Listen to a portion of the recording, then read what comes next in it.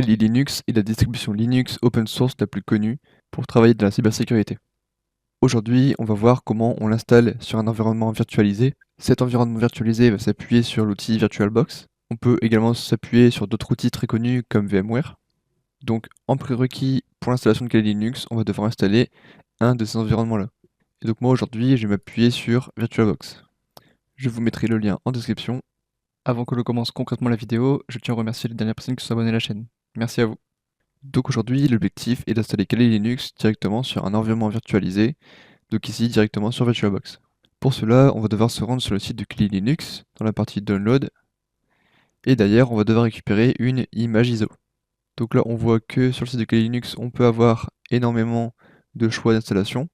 Donc on va prendre Installer Image, et là si on descend, on a différentes images à télécharger. Donc là, ce qui est recommandé, c'est prendre cette image-là. Donc on a celle-ci, et c'est également en bas à gauche, qui permet d'avoir la dernière mise à jour de l'image ISO, mais qui n'a pas été testée, donc vaut mieux prendre la recommandée. Donc nous, c'est ce qu'on va faire. On va télécharger ici l'image ISO, et derrière, le téléchargement se lance. Alors, une fois que c'est fait, on se retrouve avec un fichier ici nommé .iso. Donc c'est ce qu'on va utiliser pour faire l'installation. Donc là, on peut lancer directement VirtualBox, créer une nouvelle machine. Donc là derrière, on l'appelle comme on veut. Moi, je vais l'appeler Kali. Donc là, ensuite, on choisit le répertoire dans lequel on va stocker directement la machine. Donc moi, c'est sur un autre disque. On peut sélectionner directement l'image ISO. Bon, moi, je préfère l'ajouter manuellement et faire l'installation. Derrière, on choisit le type de machine. Donc là, on met Linux et on va mettre Debian 64 parce que c'est une distribution basée sur Debian. On fait suivant. Ok, il y a déjà une machine qui s'appelle comme ça. Donc on va mettre Kali YTB. On fait suivant. Ensuite, on va allouer un espace de mémoire RAM et également un nombre de cœurs pour le processeur. Donc il n'y a pas forcément de recommandation, la distribution est assez légère. Déjà 2048, donc 2 Go de RAM, c'est déjà pas mal. Bon, moi je vais l'augmenter un peu plus. On peut effectivement s'appuyer sur l'indicateur vert pour pouvoir éviter de consommer trop de RAM. Bon, là j'ai 16 Go de RAM sur mon PC, il me propose de mettre environ 11 Go de RAM, ce qui est assez cohérent. Et pareil, je vais la booster un peu. Bon, c'est la seule machine qui va tourner sur mon PC pour le moment, donc je peux me permettre de mettre autant de ressources. On fait suivant. Au niveau du disque, il faut minimum 25 Go. Moi je recommande de mettre 40, comme ça on est tranquille, on peut installer plein d'outils, etc. Et même avoir pas mal de fichiers sur le disque directement. Donc on fait suivant, finish. Derrière on peut aller dans configuration, stockage. Ici dans contrôleur IDE, on va venir ajouter directement notre image ISO. Donc là on clique ici, choose exist file, et on vient chercher directement l'image ISO. Ici en termes de réseau, donc là on va mettre accès par pont. Bon là ça permet justement de pouvoir avoir une adresse IP qui est directement sur le DHCP de notre box internet. Donc là elle aura une adresse IP tout comme notre machine physique. Donc là je vais mettre accès par pont et derrière je vais autoriser et puis faire un petit refresh d'adresse MAC. Ensuite on fait OK et on peut lancer directement la machine. Derrière on arrive sur cette page, on peut faire directement graphique install, on veut une installation qui est graphique. Ensuite, on arrive directement sur le menu configuration. Donc là, on sélectionne la langue qui est français. Continue. France, le pays, c'est bon. Ensuite, configuration du clavier. Donc là, on peut effectivement mettre français. Ensuite, on doit configurer directement le nom de la machine. Bon, ça, c'est pas quelque chose qui est définitif. On pourrait le modifier directement dans le fichier etc/hostname. Donc là, je vais appeler la machine Kali Linux. On fait continuer. Le nom de domaine ici, on peut l'indiquer si on en a un, sinon on peut laisser comme ça. Ici, on nous demande de créer un nouvel utilisateur. Plutôt qu'utiliser constamment le compte root, qui est le compte avec les privilèges les plus élevés, on va plutôt créer un autre compte qui est un compte utilisateur avec des droits un peu plus restreints. Moi, je vais l'appeler Kizaro. L'identifiant du compte sera Kizaro également. Ensuite, on met 2 fois le mot de passe. Donc là, de préférence, un mot de passe qui est fort. On va faire continuer. Alors ensuite, on va choisir effectivement la répartition au niveau des partitions du disque. Donc là, on peut effectivement faire des modes qui sont assistés, dans lesquels on va nous proposer des choix en termes de répartition des partitions, ou alors on a un choix qui est manuel. Moi je préfère faire le choix assisté avec l'utilisation de disque qui est entier. On choisit le disque en question. Ensuite, on peut faire tout en une seule partition.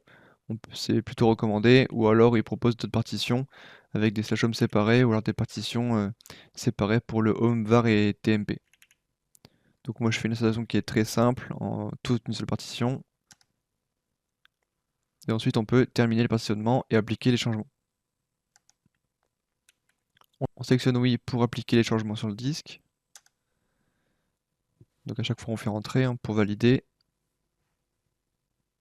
Alors ensuite on a différents choix en termes d'installation logicielle. Donc on a environnement bureau pour qui n'a aucun impact, donc on le décoche. XFCE, c'est l'environnement de bureau par défaut de Kali, donc on va le laisser. On a également d'autres environnements de bureau si on souhaite avoir des environnements de bureau qui sont différents. Collection d'outils ici, ça n'a aucun effet. Le top 10 d'outils populaires, ça je vais le décocher. Moi je préfère effectivement avoir une distribution qui est au propre directement et installer mes outils dont j'ai besoin derrière, plutôt qu'avoir des outils qui ne serviraient à rien. Et ensuite, par défaut, outils recommandés, donc là, pareil, je décoche. Donc concrètement, on n'a que XFSE, donc l'environnement de bureau, qui est mis en place. On peut faire suivant. Ensuite, il demande d'installer le programme de démarrage Grub sur le site principal, donc là, on va mettre oui. Continuer. On sélectionne l'autre partition, /dev/sda, continuer. Donc là, ça permet d'avoir un programme de démarrage à ce niveau-là. Donc Grub, c'est le plus connu. Ensuite, on nous indique que l'installation est terminée, on peut faire continuer. Et derrière, ça redémarre automatiquement. Ça démarre directement sur Kali, donc là on a le grub, on peut faire entrer, ou alors ça sélectionne automatiquement. Et ensuite voilà, on arrive sur l'interface de connexion, une fois que ça a démarré, on peut mettre le compte utilisateur qu'on a créé directement en amont. Donc moi c'était Kizaro, on se connecte, et ensuite on est directement connecté. Bon alors le fond d'écran de base, je vous avoue qu'il est un peu dégueulasse, on va faire un clic droit, Desktop Settings, et derrière il y a différents fonds d'écran qui sont disponibles. Alors celui-là il est assez simple, il est pas mal. En blanc ça éclate les yeux. Celui-là il est pas mal aussi. Bon, je vais laisser celui-là pour une fois, moi j'aime bien. Donc là la machine elle est directement fonctionnelle, donc là moi je suis en réseau filaire donc ça a directement reconnu mon réseau. Parfois quand on est en Wi-Fi, il faut effectivement installer des pilotes. Donc là c'est un peu plus compliqué et ça dépend du cas de chacun. Ce qu'on fait directement après l'installation, c'est lancer un terminal ici. Donc là bien sûr on est connecté en tant que Kizaro. Pour se connecter en route, on va faire sudo su, donc là on met le mot de passe de Kizaro, et là on est route. En fait on connaît pas le mot de passe de route pour l'instant, donc effectivement on fait sudo su.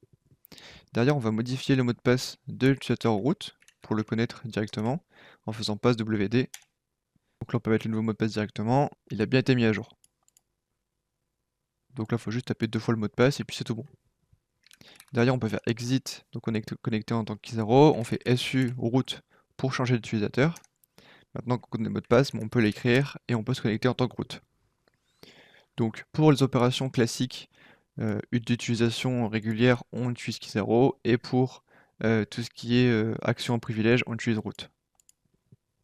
Ce qu'on peut faire également, c'est mettre à jour la machine, donc les différents paquets. Donc là on fait apt update et apt full upgrade.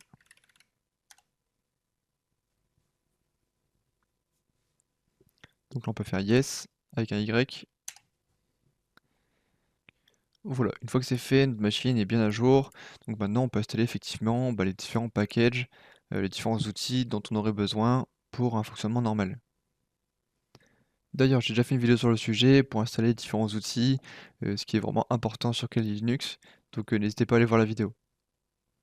D'ailleurs, j'avais déjà fait une vidéo sur l'installation de Kali Linux sur VirtualBox, sauf que celle-ci commence à dater un peu, donc là je l'ai remis au goût du jour avec effectivement la dernière version de Kali Linux. J'ai également fait d'autres vidéos sur Kali Linux, donc n'hésitez pas à les consulter, elles sont disponibles directement sur la chaîne.